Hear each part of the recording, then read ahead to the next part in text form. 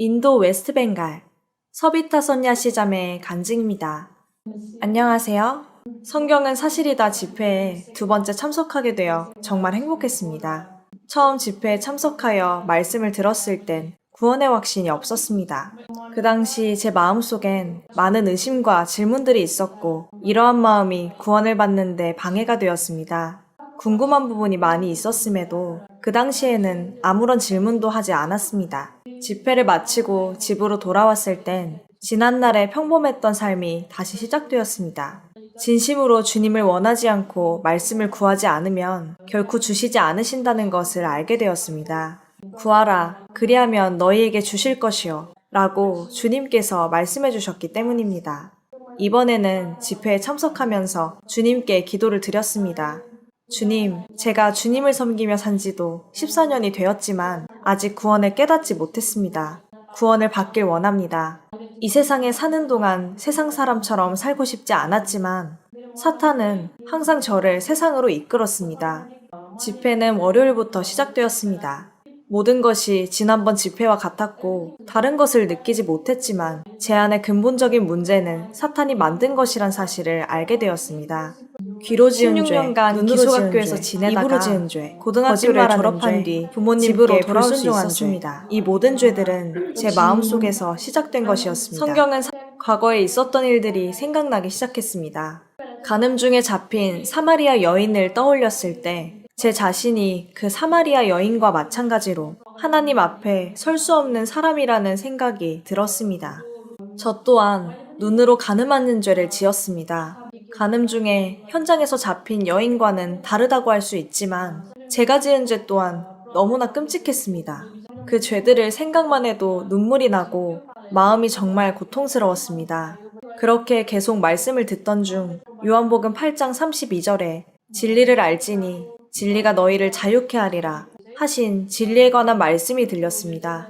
그 말씀을 들은 후 그동안 누구에게도 말하지 못했던 저의 죄를 하나님께 자백하였습니다. 저질렀던 죄들을 주님께 자백하면서 눈물이 흘렀습니다. 아무도 알지 못하는 주님의 말씀에 불순종했던 죄들을 주님께 자백하였습니다. 기도를 마쳤을 때 요한복음 3장 16절 말씀이 소개되었습니다. 하나님이 세상을 이처럼 사랑하사 독생자를 주셨으니 이는 저를 믿는 자마다 멸망치 않고 영생을 얻게 하려 하심이니라. 예수님께서 나의 죄를 용서해 주시기 위해 나를 위해 이 세상에 오셨다고 말씀해 주셨습니다. 하나님께선 제가 태어나기 전 이미 나의 죄를 용서하셨고 제가 죄인으로서 죄를 범할 것도 이미 알고 계셨습니다. 제가 감당해야 할 형벌도 이미 예수님께서 십자가에서 대신 담당해 주셨습니다. 그날 예수님께서 저를 대신해 십자가에 달려 돌아가셨던 것입니다. 주님의 보혈로 우리들의 죄를 덮으셨습니다. 구원의 중요함에 대해서 지난번에도 들었지만 이번 집회에서도 거듭남에 대해 요한복음 3장 말씀을 통해 자세히 들을 수 있었습니다. 사람이 거듭나지 아니하면 하나님 나라를 볼 수 없느니라.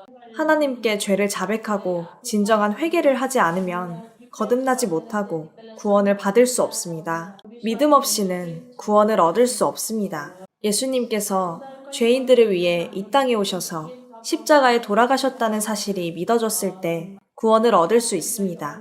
하나님 앞에 지은 죄를 다 회개하고 구원을 받아 새로운 피조물이 되었을 때 하나님 나라에 들어갈 수 있는 것입니다.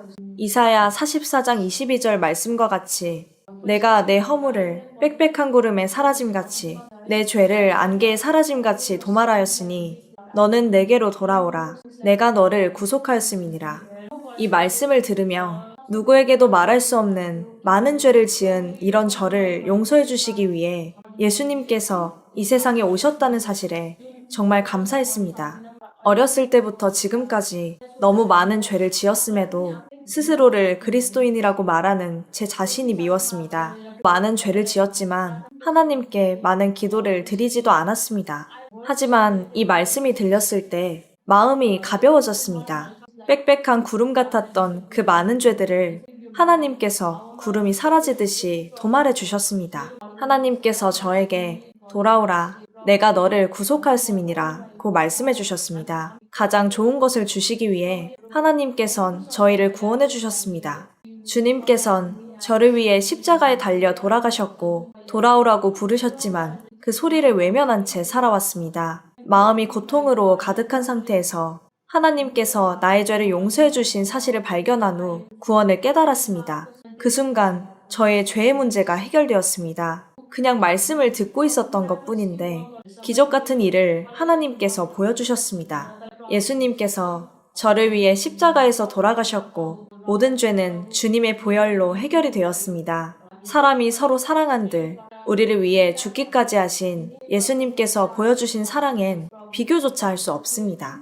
예수님의 보혈은 하나님께서 우리를 위해 보여주신 가장 위대한 희생입니다. 겸손한 마음도 배웠습니다. 상한 심령과 마음으로 주님께 구하지 아니하고 바리새인과 같이 교만한 마음을 가지고 죄를 인정하지 않은 채 자신이 행한 음한을 고집해선 안 됩니다. 그러한 마음가짐은 주님 앞에 옳지 못한 태도입니다. 이번 집회 말씀을 통해 깨닫게 된 것은 주님 앞에 나아가기를 감당하지 못하겠다고 회개한 세리와 같은 마음을 가져야 한다는 것입니다. 그는 이러한 마음으로 회개하였습니다. 이 말씀을 들으면서 저 또한 하나님께 용서를 빌었습니다. 저도 이 세리와 같은 마음으로 하나님께 가겠습니다. 제발 저의 죄들을 용서해 주세요. 많은 말씀으로 저에게 말씀해 주셨습니다. 이 말씀을 발견하게 되었는데 저의 이 기쁜 마음을 말로 표현할 길이 없습니다. 그 말씀들을 전부 일기장에 옮겨 적었습니다. 우리는 어머니 뱃속에 지내다가 이 세상에 태어납니다. 마찬가지로 구원을 받기 위해서 성령으로 다시 한번 태어나야 합니다. 이렇게 거듭나게 되면 하나님의 의를 입어 영생을 얻게 됩니다. 이러한 과정을 거치지 않는 자들은 지옥에 가게 될 것입니다. 아버지의 말씀은 진리니이다. 요한복음 17장 11절 말씀에 기록되어 있습니다. 마지막으로 이곳 집회에 2번 참석하여 말씀을 듣고 성경이 사실임을 알게 되었습니다. 하지만 많은 예배당에선 성경 말씀을 잘못 해석하고 있습니다. 저도 가끔은 하나님을 의심하기도 했습니다. 하지만 이젠 성경이 사실이라는 것을 알게 되었습니다. 예레미야 21장 8절 말씀과 같이 여호와께서 우리에게 영원한 생명의 길과 영원한 사망의 길 중에서 하나를 선택하도록 하셨습니다. 우리가 인생에서 영원한 생명의 길로 갈 것인지 영원한 사망의 길로 갈 것인지를 생각해 봐야 한다고 말씀드리고 싶습니다. 제 마음에 정말 확실한 빛을 받았습니다. 지금 제 마음은 행복함과 평안과 기쁨으로 가득 차 있습니다. 모두에게 감사드립니다.